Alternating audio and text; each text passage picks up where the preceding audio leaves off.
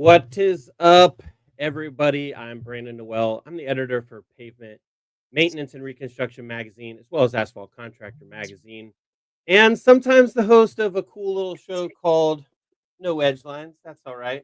Wearing my own gear today, and I'm hanging out with the infamous, the magnanimous Mr. Hot Dog Costumes himself, Kenny Roy from Royal Pavement Solutions. What's up, my friend?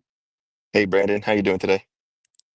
I'm doing good, but, not as good as you. You're, like, out in the sunshine. I'm in a weird green space that doesn't really exist, and you're, like, out in the sunshine, man. It looks a lot better. We have a corner in our office in the parking lot where we got a nice little fire pit right here, and we put like Yeah, four chairs around it. In the winter time, obviously, we haven't put any fires out there, but um, it's a nice thing. Like I can only sit in front of a computer for so long. The office days are usually pretty rough for me because I prefer to be outside. And so if I sit down, and I've been in the office literally all morning. I said, you know what? I'm not going to do this stream from inside the desk. I got to go outside and let the sun get on my skin. So I respect that. I unfortunately don't get to choose. Like, there are consecutive days where I have to be in front of my computer, and I don't get to be out and about, but, I have been hitting the rounds this summer, filming new episodes of No Edge Lines. Recently, I was out with Griffin at Gray Rock Milling. He's based out of Knoxville, Tennessee. I got my first taste of doing a night job. Kenny, tell me, do you guys do any night work? You guys ever get into that kind of business? we definitely do. I wouldn't say that it's something that we're doing all of the time. We prefer to work during the days for all of the reasons that we'll probably get into in a little bit. Um, but look, sometimes the project that you take based on all the parameters around it, the job's got to get done at night, right?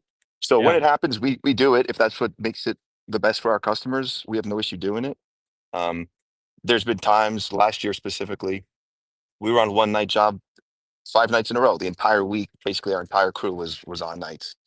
Um, it's a lot tougher when you're doing 1 or 2 nights randomly, like in the middle of a week. We would try to put it in the, start our week or end the week with it, but it's tough going from days back to nights and then back to yeah. days and then back to nights. So when we take the night jobs on, we try to do it in a way that like makes a lot of sense for the guys that they're gonna actually be able to get some sleep when possible. And make the switch back when you need them to suddenly be doing the day stuff. Yeah, Exactly. I'll tell you what was a real head trip for me was I was operating one of those large working mills up in the cab with Griffin, and we drove this thing out into the highway that we were, and the only thing protecting this massive, $500,000 piece of machinery or whatever was a couple cones. Like, there's just some cones, and we had a police officer who was, up at the head of where the lane is closed. But dude, that scared the the lights out of me, man. I for at least the first hour, maybe hour and a half, I was real jittery. And I was up in the cabin. I mean, there are semi trucks 2 feet away, just blasting by, and it was not immediate that I felt safe. Like, and I kind of had to just be like, I'm just gonna go with it, just not think about it, and try to work and focus. But I will tell you, it shook me up for a good while. Fair, fair. Because honestly, I put a lot of respect on guys that are exclusively working on public roads. Yeah, We'll do small village roads once in a while, but we're commercial parking lot people, like we're not going after any state or local village town roads. We're just not doing it. And yeah. look, people will barrel through our cones all of the time in a parking lot, right? I've They'll seen the move our videos. They just yeah, they just love to drive in, right? So that happens, but very rarely, I mean, in my entire career, there's only really one time that I felt like generally unsafe from what the person was doing. But at the other flip coin, it's like guys that are working on the roads every day, every minute, there's risk associated with them being just on that property, right? And you see a lot, so much effort put into like the work safe awareness stuff, right? It's serious business, right? Like it's no joke, and people are actively. You can put up all the cones you want, speeding in a work zone, fines double, right? No distracted driving in the they would still do it. they So still there's do it, and you hear horror stories sometimes. It's absolutely awful, but yeah, kudos to you for getting out there and tackling it. it was crazy, but I was one of the best experiences, being out there with Griffin and Grey Rock Milling. That's gonna be a great episode, but you bring up a cool point. I mean, you are a commercial paver, and, Pavement Maintenance Magazine focuses on the commercial side of the industry, so why don't you tell me, up in your neck of the woods, how's your season been going? Have you guys been as busy as maybe last year, year before? Are you busier? What's going on? Yeah, I'd say at a macro level, yeah, we have been busier, for sure. It would be nice to be busier in other ways sometimes, but I always say like beggars can't be choosers, especially in in the way that we're positioned.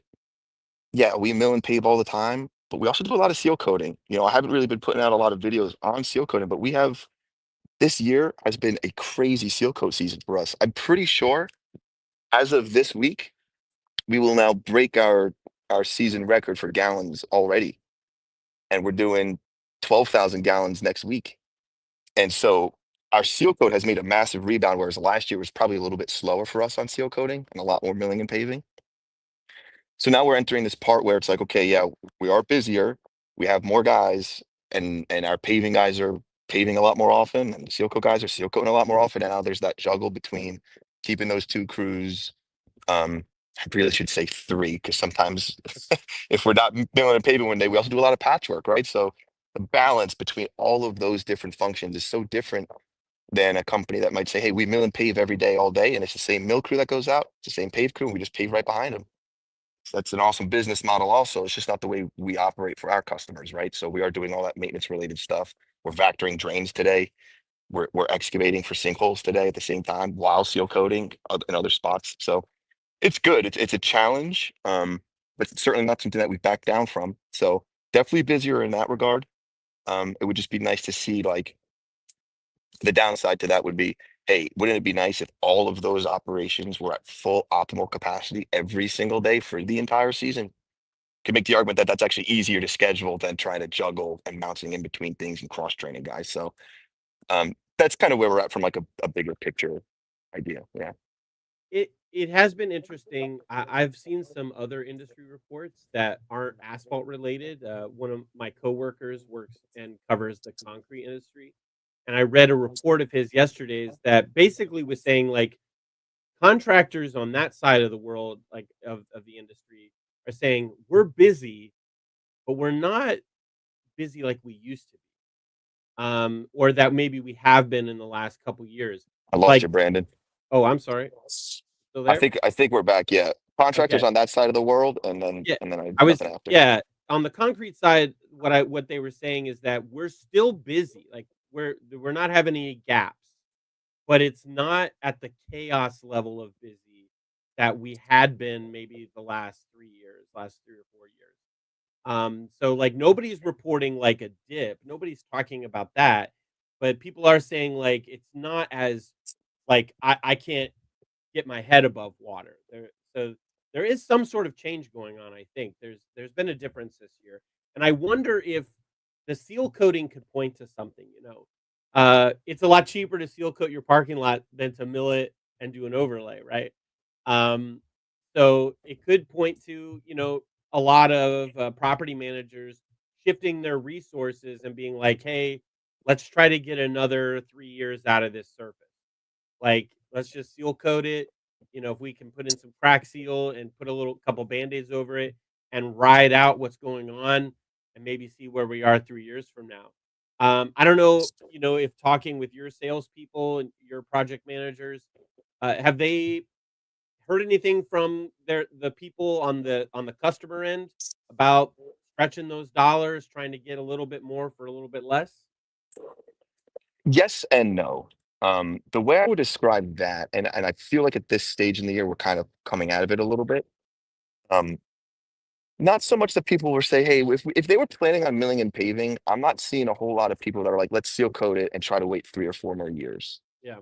What I'm seeing them do is saying, let's wait one season. There's some uncertainty right now, and we're not ready to spend anything at the moment. And they put themselves in a bit more of a holding pattern.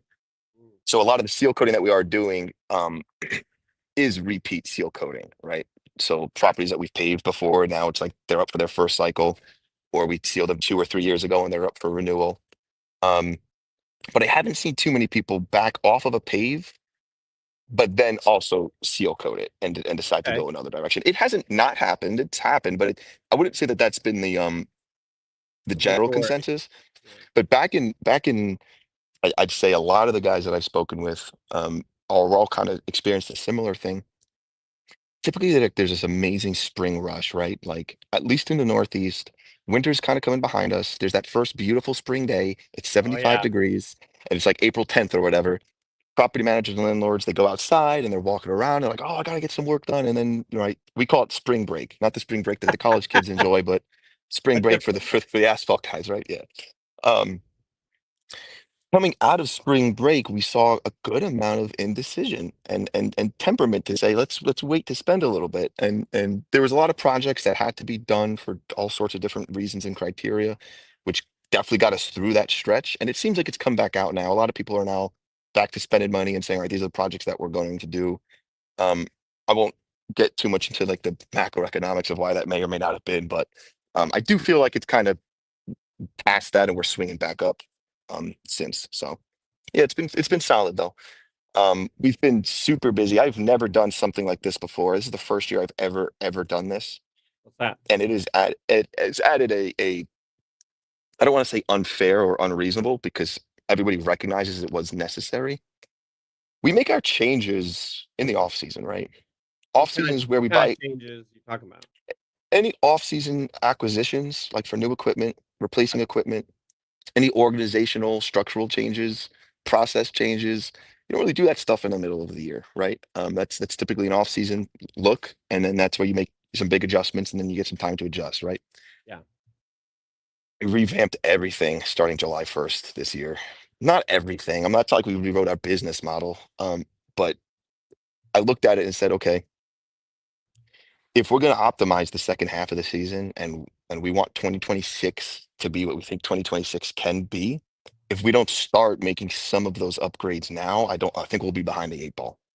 Mm. So so we've implemented a whole bunch of new things just from like both how we're doing some jobs and like tactical applications like on the paving crew to management and who's responsible to report what sort of data to who and when from foremen to project managers to salespeople to the bookkeeping department, like fine tuning a lot of those items um, that may have been overdue, but there's only so many hours in the day, and you start to realize like, hey, this is probably falling behind a little bit. So we kind of sat down and said we're going to make a massive change. I spent I want to say 60 hours minimum July 4th weekend prepping all of that so that the Monday after July 4th everybody came in and was like, all right, let's implement all of this. And it's just been really intense. So we've been unbelievably busy in terms of like the behind the scenes stuff Yeah. and making those upgrades. That has been pretty intense. Our team is definitely feeling that. Like everyone's brains are pretty fried at the moment. Um, but that's part of it. It's a long season, and nobody thinks that this is a waste of time or a waste of energy. It's all for the better, and extra pain today is going to make us more comfortable tomorrow. I kind of always view that. So it's been good. Very grateful for that for sure. And I got like I say this all the time. I got a sick team behind us. We got some of the best people in the business, and so you come to them with this challenge, and everyone's like, "Yeah, let's tackle it." Like, no doubt, And it's been good though. It's been good. I think what's important about talking about that, Kenny, is I think everybody, knows that, like, if you post on social media through your business account, like, through the Royal Pavement, Instagram, or anybody that you might follow, they're gonna always post about what paving jobs they are doing, the big, jobs that they've never done before. They're highlighting maybe a new piece of equipment, check it out. But talking about the nitty-gritty stuff, like how you're running your business, like how you're operating, those stuff are it's less sexy to talk about. It's not as flashy or cool, but it is far and away just as important, if not more so. Knowing when to make those changes, like you were talking about, taking a risk, doing it mid-season. That's like a baseball team, deciding to go with a new manager and they're only, halfway through the season, or they're going to make a big pitching trade, halfway through the season. Not to bring baseball into the situation. Uh, last year, as you know, our two favorite teams, yours being the Yankees and my being the Cleveland Guardians, they met in the ALCS for an amazing series. And neither of our teams this season are playing that well, are they? The Yankees are so pathetic right now. It is so bad. It's honestly, it's just atrocious. Yeah, I think any Yankee fan is accustomed to some level of that mid-season slump, right? Where there's going to be yeah, that stretch where things aren't quite as well as things could be. But honestly, there's just deeper issues, like issues we faced in the past, sure, but like losing Garrett Cole for the year is yeah. atrocious, right? Arguably one of the best, if not the best pitcher in baseball. You lose the rookie of the year, Luis Heel coming back, and he's close. I think he's got one more rehab assignment left before he comes back into the rotation. But injuries aside, guys aren't playing well, and there was a little bit of that tease with Paul Goldschmidt to start the year. He's back. I think he batted like 400 in April or something crazy, 375 something, and then has fallen back to earth since. Same with Ben Rice. Anthony Volpe can't play defense. It's nothing is really working all that well right now except for Judge, and one guy can't take a World Series home for you. So yeah, they're gonna have to work on something for sure. Equally as I think bad. Yeah. Oh, go ahead. no, no, I think they could still be a playoff team. I'm not giving hope up on that, right? There's no reason. And then once you're in the playoffs, anything can happen. Anything's And possible. yeah, yeah, but so we're not quitting on the season quite yet. You know what I mean? But the Guardians, Stephen Kwan has been injured, and he's such an important player to us. Clase has been. He went from being like the best closer in baseball last year. He's playing terrible this year.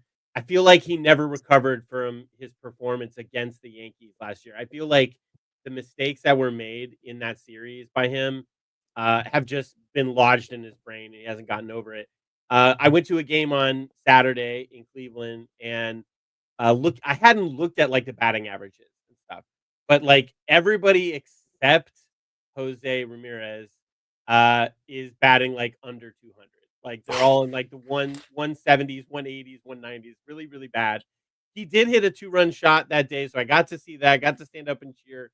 They ended up losing the game anyways against the Athletics, who are a terrible team. Uh, it's just really hard to watch, especially when all I want is to be back the way we were last fall, texting in the group chat as like the game is going crazy. Oh, extra innings. There's nothing better in the world than that feeling. Yeah, that was a fun time, and it's really tough to replicate it, right? Like it's so funny. Oh no, I lost Kenny. Kenny is gone, y'all.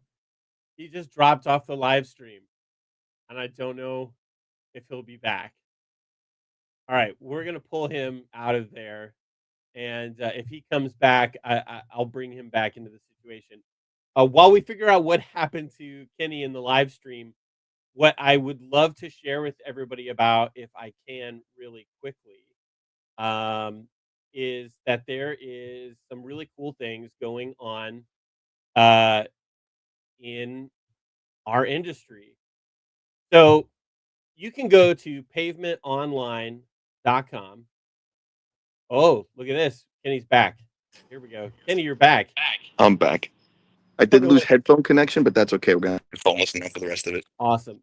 Well, Um, I took that moment to oh, segue my phone. into, since we were talking about the exciting time of the year when it is baseball playoff season. Uh, Yeah, as the our friends over at Raised on Blacktop always are fond of saying, the pavement industry has its own playoffs. The pavement playoffs are also an exciting time, and as you are well aware of, we have a website. Oh, look at this ugly mug right here. You can see my face there. We have a website. It's called pavementonline.com. Not only can you find cool other videos, articles about how to run your business and what else is happening in our industry, there's also a cool tab here for awards. And as you can see, we've got right now open the Pavement Maintenance and Reconstructions Awards 2026. Now, this is the pavement playoffs right here, ladies and gentlemen. If you want to play, you got to get to pavementonline.com. Click on the awards tab at the top of the screen, and then get in here and find an award to apply to. Even though it's only the mid-season, I'm sure that there are guys out there that have some cool jobs that they would like to apply for. We've got awards in paving for non-parking lots, parking lots, sealing and striping, large and small. We have the exclusive Superior Striping Award that's just for stripers. You don't got to seal coat it, guys. If you got a striper out there subcontracting for you, you should hit them up and show them to apply to this. Kenny, you've won this award, the Best Marketing Video Award. That's one that we love to see every year. And then we have cool awards like the Good Neighbor Award, that is for volunteering or donations in your community. The Sweeper of the Year Award, and obviously the big award of the year, the Contractor of the Year. So I'm gonna stop showing that now. But yeah, definitely, guys out there, if you're wanting to participate in the pavement playoffs, got to head to pavementonline.com, click on the awards tab, and show us what you've been doing in the first half of the season. I'm sure there'll be some big jobs. Those awards close in October, so you got plenty of time to apply. Kenny, I know you got a big, big job that you've already done this season. Tell me a little bit about that one, and maybe if we're going to see that one entered into the pavement awards. It's a good question. I will plead the fifth on if we're going to submit All that one or right. not. Okay. It's a possibility and it's on the table and it's up for consideration. I Okay. will Well, say that. tell us about your big, crazy job. Oh man, so we had it set up for quite some time. The customer had all these tenant notifications out. We had picked the week well in advance, like months in advance. And just realistically, we needed 2 days to mill it and 2 days to pave it. It was a big parking lot. It was 170,000 and change square feet, massive. And active office space, and then one office building, and then another like industrial building with it, like in the same property. There's complete active operations, deliveries. People had classes going on, all sorts of different things. So the agreement was to do that job at night. We were always prepped to do it at night. The issue was if we waited till Monday night, Tuesday night, by Wednesday night, we were going to start getting rained out. We had this massive nor'easter coming in, and the customers looking at it like, man, we're set up to do this though next week. Everybody's ready for it. It'd be a shame to push the whole job. How about we start it and see how it goes? Like, yeah, it's a possibility, but if we start it and that rain comes like we're expecting it to, and you got a half completed project, we won't be able to come back for potentially 6 days. It's going to be pouring nonstop. And so I'm like, I said, pause that conversation. Let me talk with the team internally for a second because I think I've got an idea, but I just want to make sure we could do it before we bite it off. We'll call you back in an hour and a half. And I present this idea of saying, hey, instead of waiting till tonight, let's start at like 2 p.m. We'll work all afternoon, we'll work all night, and we'll work all into the morning until these cars show up at 9 a.m. again. And then we'll do it again the next day to pave it back. And at first everyone's like, no, like you can't be serious, right? Like that's kind of a massive. That's I'm like, no, insane. I'm like, yeah, it's crazy, but I think it's possible, right? Like we have to stage the trucking accordingly. We're gonna have to make Oh, we have lost Kenny again mid story to what I'm going to call. Uh, Brandon. oh, you're I'm back. back. I'm back. I'm on do not disturb, but some people are just they call you twice to try to override it, and I think that's what is kicking me out when the phone rings. Okay. Anyways, so we look at it. We coordinate with the plant. We coordinate with all the truckers. We coordinate with the crew. I spoke with them first before we kind of just threw it on them. You know what I mean? Mhm. Hey, this is what we're thinking about attacking. The alternative is we work for just 2 days and then we get rained out for the rest of the week. We don't get any hours, and like nobody wants to do that. You know, so we all look at the weather. We say, all right, we're gonna go for it, and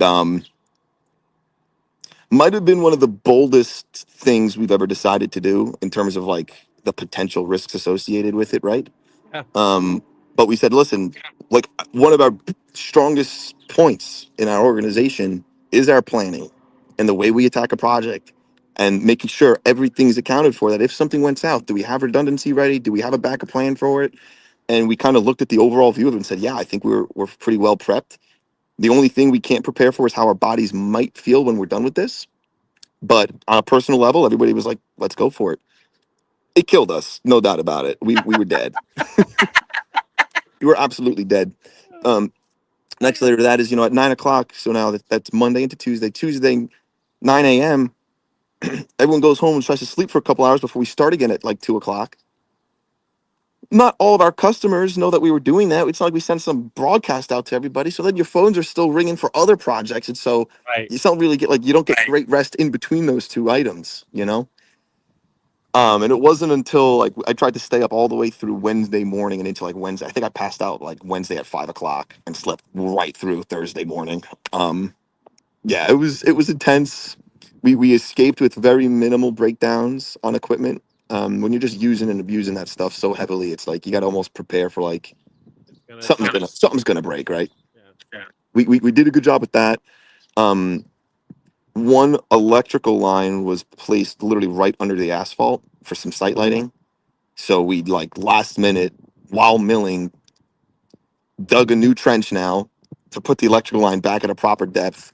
Call the customer up. He sends his electrician down to actually wire everything back together. And like that was the only real major like adjustment on the fly. So we were definitely blessed for that to be the case because things could have gotten crazier.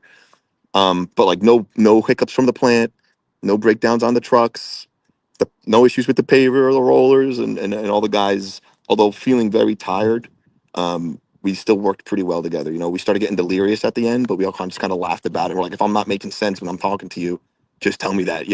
Yeah, And I that can't was definitely the imagine. case. Yeah, dude. Like I I will be honest. When I went out with Griffin for the night job, he told me we're gonna start at like 4 in the afternoon and probably go to 3 in the morning. Uh I did not stay with them all the way till 3 in the morning.